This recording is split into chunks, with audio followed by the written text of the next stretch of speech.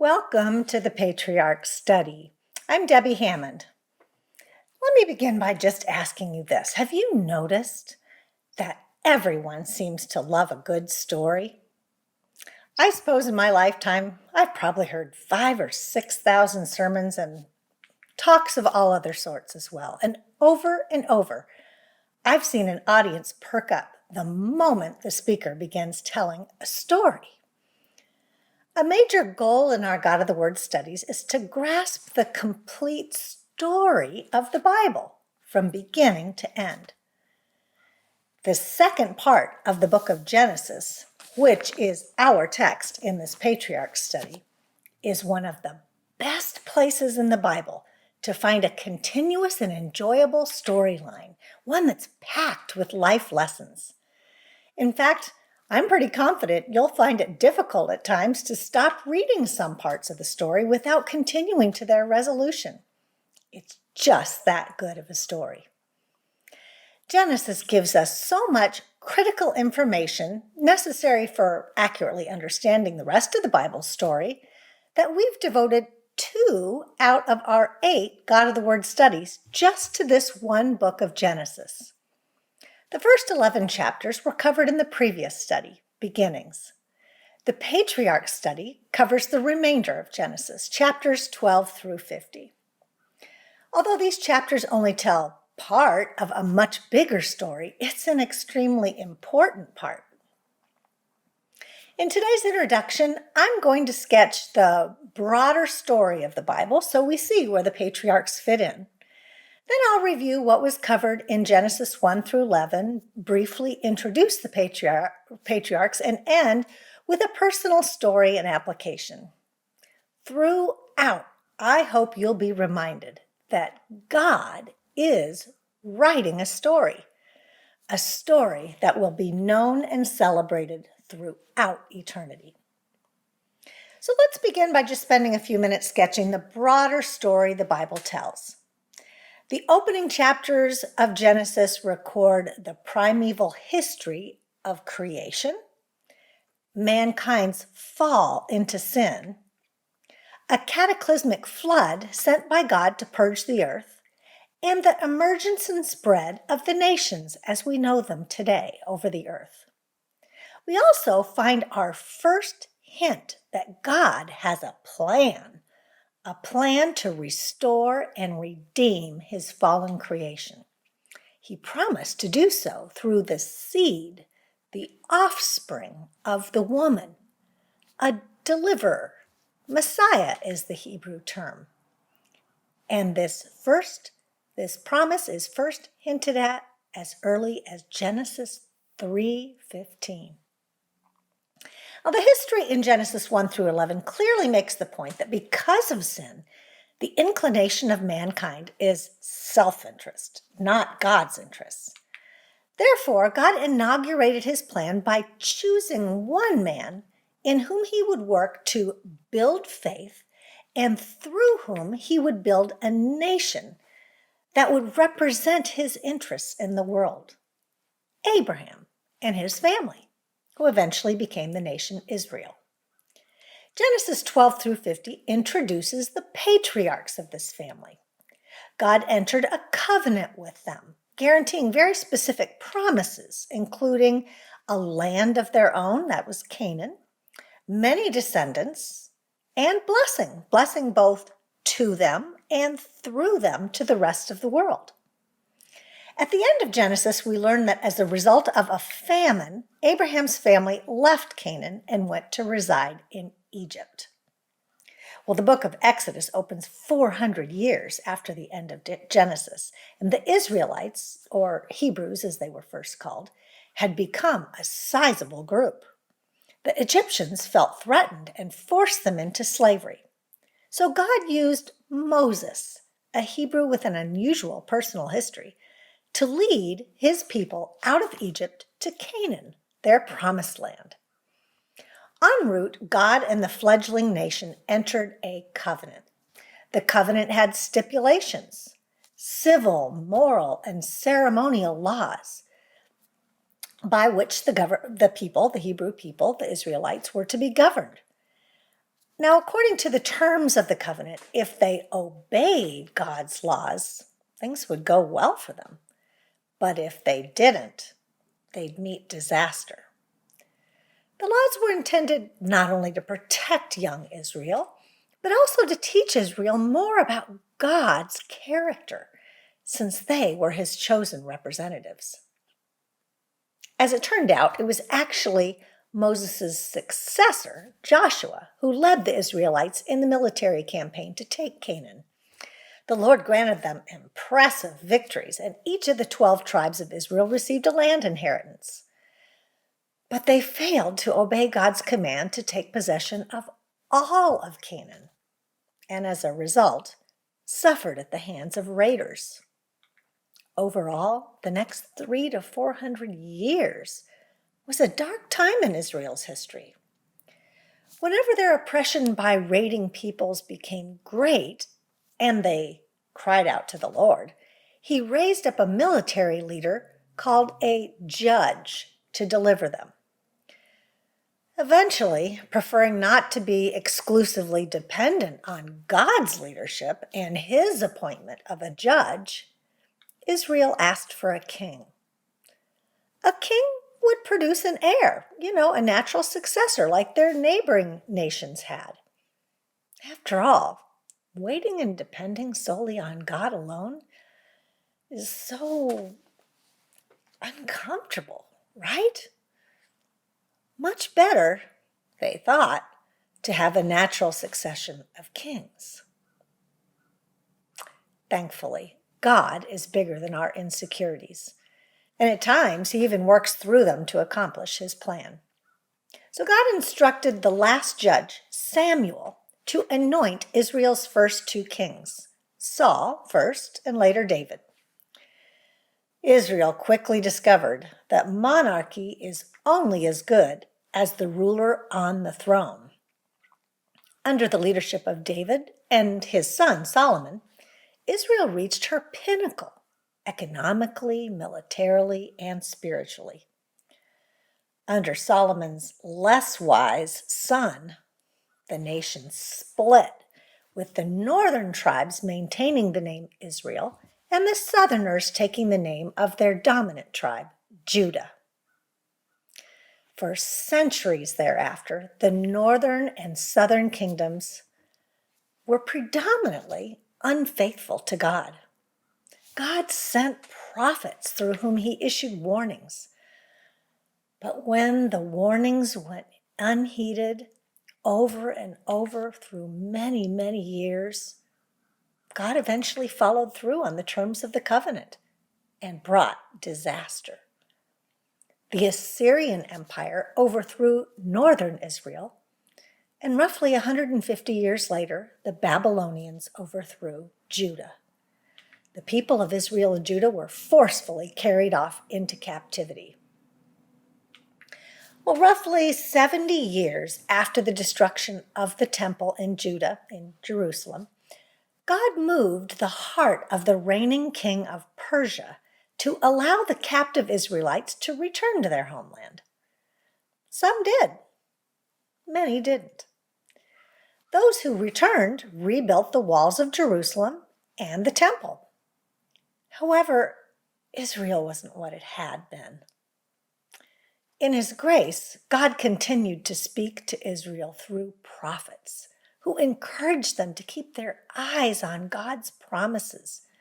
He'd promised a deliverer, and this Messiah would restore the kingdom.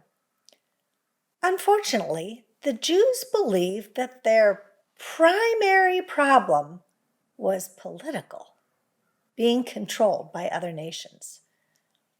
And this skewed their expectation of Messiah. God, in fact, had a much bigger plan. Deliverance from sin, the very root of all mankind's problems. God's solution was much more than political. After 400 years of prophetic silence, John the Baptist, the last Old Testament prophet, announced the Messiah's arrival. The four Gospels present Jesus Christ as the promised deliverer, giving the account of his life, death, and resurrection. Ironically, by and large, Israel rejected him. They found his message offensive and ultimately plotted against and murdered him. Jesus claimed his death was voluntary, that no one else had the power to take it from him. Only he had the power to lay his life down. He said he would lay it down for his friends and that he was doing God's work. He also predicted that he had the power to take his life up again. He insisted his followers must believe in him. The Gospels end with an account of Jesus' resurrection from the dead, his commission for his followers to make disciples of all nations, and his return, his ascension to heaven. He promised to return one day and take all his followers to be with him in heaven forever. Now, the book of Acts gives us the history of the earliest followers of Jesus after he returned to heaven. Very early in the book, we realize that these eyewitnesses were fully convinced that Jesus was all he claimed to be. They taught that his death was the exclusive means by which we can receive forgiveness of sins, be saved from sin's death penalty, and be restored to a right relationship with God. They claimed God's salvation was available not only to Jews, but to everyone. The early church grew to include Gentile converts, especially under the missionary efforts of the Apostle Paul.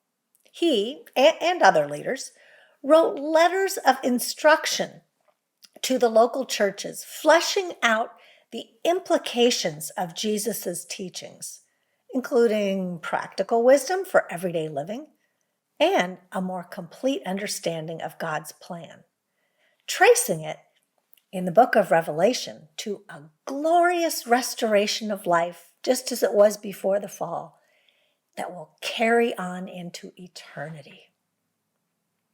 The Bible is the story of God's redemptive plan in human history, and it tells this one continuous, unified story from beginning to end, a story that will be known and celebrated throughout eternity. Well, I hope in hearing this story, this summary of the story, at least one important biblical truth is overwhelmingly evident to you. Because God is sovereign, he knows all the details of human history and has determined its outcome. Let me repeat that. Because God is sovereign, the Bible teaches he is sovereign. Because he's sovereign, he knows all the details of human history and has determined its outcome. The Bible assures us not only of God's triumph in human history generally, but also of the triumph of his good purposes in the life of each person who loves him. Romans 8:28 says, "And we know that in all things God works for the good of those who love him, who've been called according to his purpose." He can do this because he's sovereign, and he's willing to do it because he is good. My friend, is there anything you're not convinced God can work for your good? With what trouble do you need to trust him right now? As you read of his work in human history through the pages of the Bible, will you dare to believe his promises and to see your place in his grand story? If you're a follower of Christ, it's a story you will rejoice over throughout eternity. Well, now that we've considered the story of the Bible in a general way, I should mention the sub-story of the patriarchs in particular, beginning with some background information. As I already mentioned, the opening 11 chapters of Genesis set the stage for the sub-story of the patriarchs by describing four main events: creation, the fall of man into sin, the flood, and the dispersion of nations. And those events lead us to several conclusions that will impact our reading of the remainder of Genesis. Let me mention just three of those. First is the idea of limited influence of the faithful few. Limited influence of the faithful few. You see, the genealogies within Genesis 1 through 11 indicate that after the fall, a small number of individuals were faithful to God, such as Adam's son Seth and his descendants Enoch and Noah. Genesis 11 links Abraham back to his forefathers. Like Seth, Enoch, and Noah, Abraham was also to become a friend of God. And we're so encouraged by their stories. Yet, the faithful few still handed down a sin nature. Their influence was quickly smothered by sin's contamination and degradation, even on their own descendants. Genesis 4 through 11 emphasizes man's hopelessness apart from God. A second and related truth established in those early chapters of Genesis is that sin held mankind captive to a cycle of spiritual decline. Sin held mankind captive to a downward spiral of spiritual decline, a cycle of spiritual decline. Human efforts to fix the problem weren't adequate. And while God slowed the infestation of sin by extreme measures, such as the flood and the dispersion of nations, he had yet to enact his plan to free his creation from sin altogether. And that leads to the third conclusion, that God was and is still in control. God is still in control.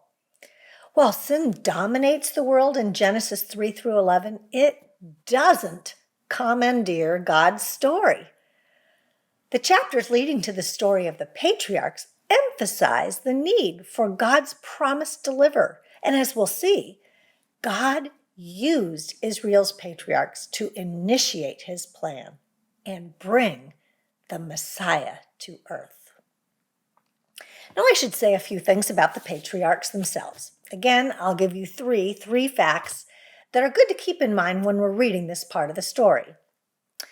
While Genesis 1 through 11 describes four main events, Genesis 12 through 50 highlights four main characters: Abraham, Isaac, Jacob, and Joseph. And one thing you should know is that this fourth man, Joseph, is a patriarch of Israel, but in the same sense that all 11 of his brothers were patriarchs. Each man's descendants became a tribe of Israel. However, unlike the other three patriarchs, Abraham, Isaac, and Jacob, Joseph was not an ancestor of Jesus Christ. That privilege belonged to his brother Judah. Nevertheless, Joseph is listed as the fourth patriarch because he plays such a critical role in the development of the story, in the history of Israel, and in the fulfillment of God's promises. So keep that in mind. Another noteworthy comment in introducing Israel's forefathers is that whereas men like Seth, Enoch, and Noah were introduced to us as overall faithful, obedient God followers, that's often not the case with the patriarchs. These men had a lot to learn. They were men whom God transformed. Each discovered his personal inadequacy and became a friend of God. Beloved pastor and author Ray Stedman pointed out that despite their many failures, and sometimes through their failures, the life of each patriarch highlights a different aspect of our relationship with God.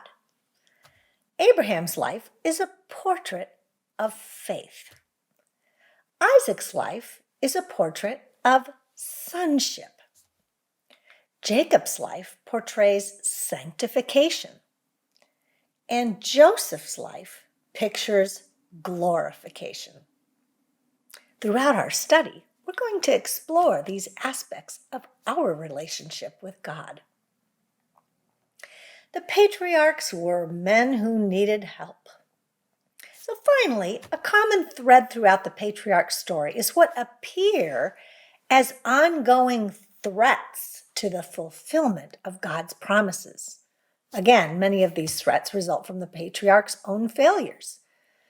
These threats include things like the possibility that someone other than Isaac will become Abraham's heir, that Jacob might be murdered by his brother, and so on. And these threats bring tension to the story. In a greater sense, the tension isn't resolved until Jesus the Messiah is crucified and victoriously resurrected.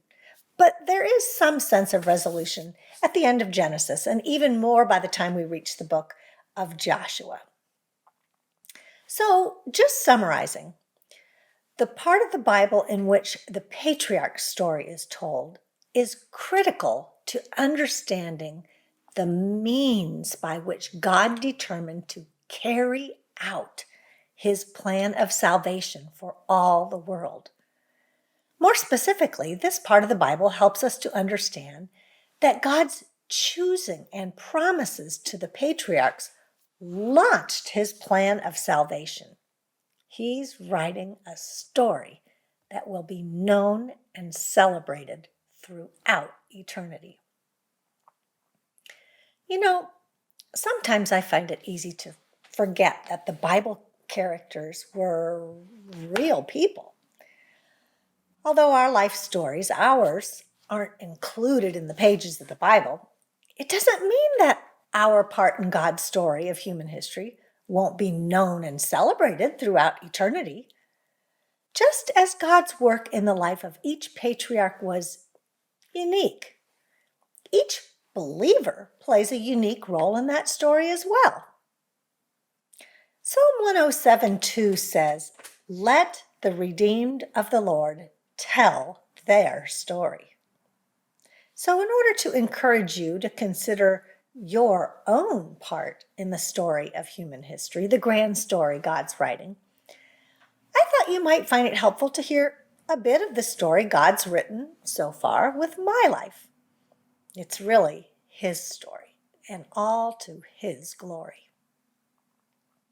To the best of my parents' knowledge, they were both the first among their entire extended families to know the Lord. My father went on to become a pastor and then spent 23 years teaching Old Testament and archaeology on the seminary level. At home, my mother modeled the Christian pilgrimage and her love of the Lord and his word. I personally don't remember the time I received Christ as my Savior. My parents tell me I was quite young. I asked to be baptized and was baptized when I was 10. Now, while there's no doubt in my mind that I was a true follower of Jesus Christ, it wasn't until I was in my 30s that the Lord worked through a particular Christian parachurch organization to grow my love for him and his word in a way that was much deeper. I now see that it was a season of special preparation for me. And during these years, I became convinced the Lord was calling me to a ministry of Bible teaching, a conviction that felt so intimidating, but was regularly affirmed by others. For the first time in my life, I began to consider that God was writing a story with my life. I began to see my own personal history in light of this story, even though I had no idea exactly how the story would continue to unfold. I could only assume that my growing passion to teach God's Word was likely to be part of it. I think it's difficult to understand my story without realizing how deep my conviction became that God was calling me to a lifelong teaching ministry and that I needed to follow His leading. But there were two things that seemed real obstacles to me, obstacles I had to depend on God to overcome. First, I had no reason to feel I was qualified to teach or lead others.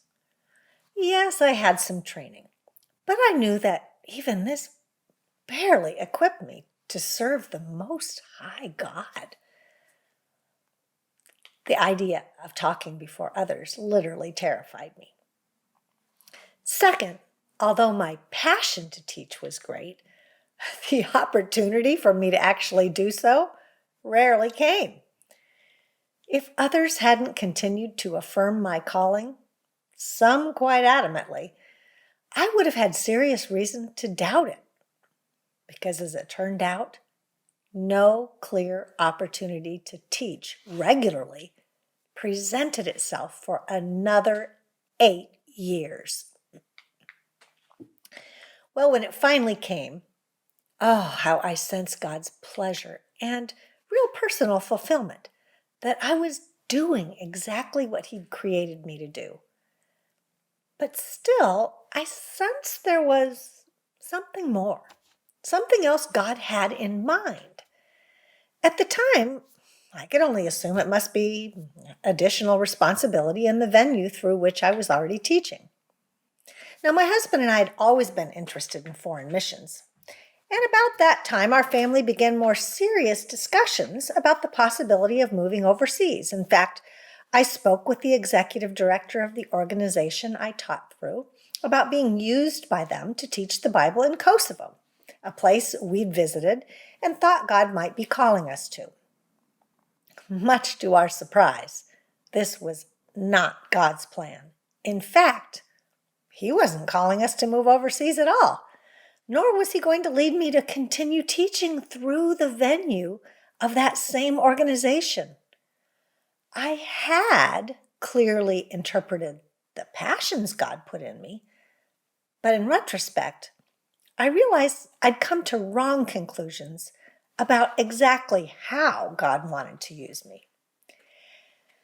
So after nearly 20 years in the southwestern United States, where God had developed such passion in me to teach and I'd had my first opportunity, we found ourselves, by God's clear leading, moving to the spiritually and physically cold climate of the northeastern United States. Upon leaving that place and the people we'd so cherished and the responsibilities in which God had used me, I came to a real crisis point. I was leaving behind a flourishing, well-organized teaching ministry, a ministry I knew God had called me to, with no assurance of any such opportunity in the new location. Yet there was no doubt about God's leading to our new location. I recall one particular morning when I locked myself away in a room with God's Word. And I came upon the story in Genesis, we'll reach in just a few weeks, in which God asked Abraham to sacrifice Isaac, his only son, the son God had promised him. I was aware that God was asking me to sacrifice something I believed He'd given me, something I too had waited a number of years for. he was also asking me to give up my own expectation of the way I thought he would write my story. Knowing that Hebrews 11 tells us Abraham obeyed God, believing God could raise his son Isaac from the dead, I determined that I too would obey, and I concluded that if I conceded to follow God to the new location, he might still raise up an opportunity for me there within the organization that had become so valuable to me spiritually. But I realized that I must also conclude, as Abraham did, that if God preferred to consume my sacrifice and permanently removed teaching ministry through that particular venue, he could and would raise up new life by leading me to teach in another way. Well, during these first few years in our new location, I admit there were times I was tempted to believe God had just forgotten the passion he'd given me for something more in the way of teaching and missions. I kept reminding myself of God's faithfulness, although I no longer had any idea what he wanted me to do. I still believed he'd called me to teach his precious word and that he would show me his plan one step at a time. After all, he was the one writing the story. And I knew from the lives of Bible characters that a season in the wilderness, so to speak, was sometimes part of a person's story. Almost 4 years after we moved to the new location, our eldest son was released from his service in the military. He had deployed to the Middle East as a married man with a newborn son, but sadly, he returned as a single father to a child who didn't know him, a child my husband and I had been raising in his absence. Another year went by in which the two of them resided with us. Having our son home, of course, lessened my responsibilities to my grandson considerably, and additionally, our own youngest children were almost grown. So right at this time, I received a phone call asking me if I would consider teaching a Bible study at a local church. A small window of opportunity seemed to be opening, and I knew before I even hung up that God was telling me that I should do this and accept. This was his doing. 5 people showed up, just 5. It was a small but a very committed group. Well, the rest of my story, as God's been writing it in the years since, can be summed up by saying that God has done abundantly, exceedingly abundantly more than I could have asked or imagined. And he has continued to orchestrate every part of the story. That small group of 5 blossomed into multiple groups. One individual suggested something that hadn't occurred to me. Maybe we should work our way through the Bible. Another asked me to write down the material so her church could use it. That wasn't something I'd been doing up to that point. When a third individual bemoaned missing the study several weeks in a row, a tech-minded attendee started a blog for sharing the materials that I'd started writing down, ultimately leading to today's website. Then a bizarre dream led me to send one lesson to a missionary friend, and ultimately, this led to international use of the study. One day, a woman I didn't know very well asked what I do with my time. As I told her about the Bible study, she tearfully shared that the Lord had recently given her funds, and she knew that she was to use them for an undisclosed international outreach, and that as I was speaking to her, the Lord at that moment was prompting her to help fund the translation of God of the Word into Chinese. Wow. Just as these lessons started being used overseas, the Lord brought a Korean national who grew up in Africa and had a master's degree in English to my local study. That dear woman voluntarily edited the materials and gave me feedback on cultural relevance for years. Later, God brought a wonderful graphic designer to the study and so many others who came to me volunteering their time, believing God had called them to be involved. And those are just a few of the ways God's been writing me into his story. The patriarch story is of 4 men who inherited God's promises and the unique way God worked in each of their lives. Even with the canon of the scriptures complete, God is still working out his grand story in human history and in the lives of his people. And every individual has a place in God's story. That's our second principle today. Every individual has a place in God's story. Are you convinced that God only writes wonderful stories in the lives of other people, but that he can't or won't write such a story that includes you? Perhaps the problem is that you just haven't opened your eyes to consider your role in his grand story. Or perhaps at this particular moment, you primarily see so many loose ends in your personal history, you just can't envision how your life could ever become part of a greater story. Each of us will have some chapters in our life story that are more adventuresome than others. Some of the chapters that seem quite dull while we're living them may, in hindsight, be the very times when we see God was shaping us or working through us in the most important of ways.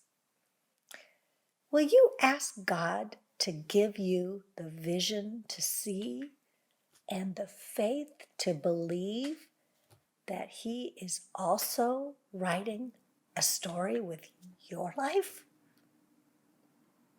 Personally, I'm convinced that just as the characters of the Bible were unable in their lifetimes to see how the story God was writing in their lives was part of one greater continuous unified story, one day in heaven, we will each see that the story of our lives is like a portion of a beautiful tapestry that God has woven together, one important part of a grander story that will be known and celebrated through all eternity.